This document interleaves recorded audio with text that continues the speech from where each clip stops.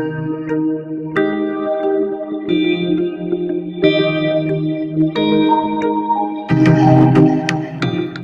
welcome back to Red Glasses Talks.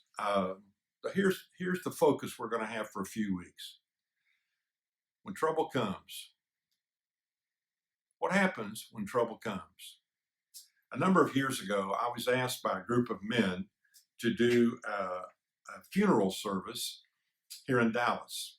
And I did not know the gentleman that had passed away, but these men did. And they said that he was a very, very well-known individual in the city of Dallas.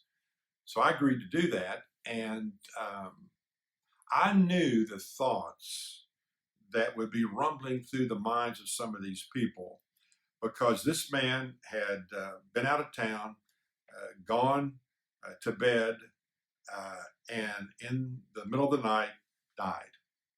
Healthy, strong, vibrant, good family, children, but he was gone.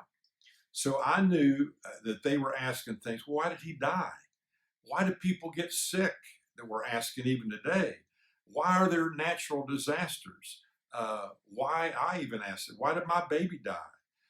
Why this crazy pandemic? So all I want to do today is to lay out a key background piece for you and understanding the craziness of life.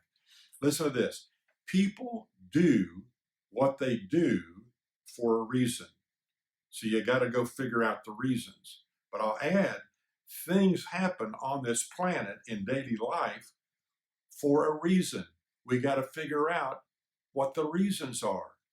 So if you go to the book of Genesis, it tells us very clearly that life is frustrating, that life is not headed down a right track. When you get from chapter 3 moving forward, as we said last time, there was a traumatic event that happened that created a fallout that has impacted us all the way to where we are in 2020. Four things happened. Number one, those people then and all the way down to today were cut off from God, unplugged from Him. When a person is unplugged from God, we're not going to be able to make it on our own. Number two, as a result of that, we're cut off from ourselves.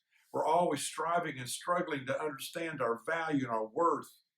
And let me tell you, I did a talk recently for the gathering of men, and I said that, listen, if you don't learn to understand what God thinks about you, then it's going to impact negatively every facet and phase and every relationship of your life. Number three, we're cut off from others. Our relationships are often struggle all the way through life. And then finally, this is big, that everything in creation, everything in the universe, when this gigantic fall happened, going all the way back to Genesis 3, everything in creation was thrown off kilter.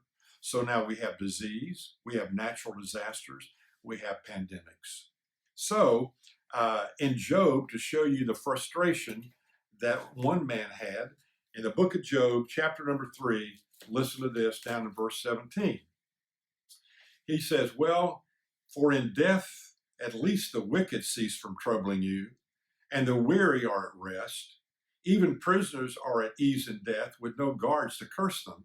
Rich and poor are there also, and the slave is free from his master. So Job, in the futility of life, being cut off from God, he says, I'd rather just be dead. So what's a thought that we can take away for this? Well, I think that one of the things I've learned over the years is we've got to be realistic, which the Bible is, about the world in which we live. One of my friends wrote this: if you're going to live in a fallen world, you're going to have to live with the implications of a fallen world. That means that you have to face the fact of natural disaster.